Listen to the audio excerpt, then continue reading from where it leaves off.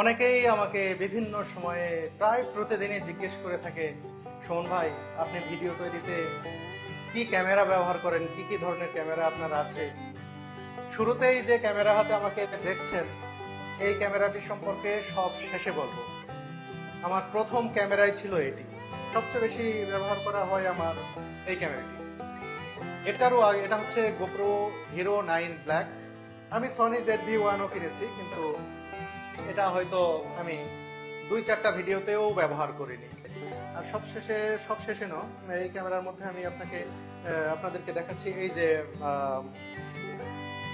Sony A7C।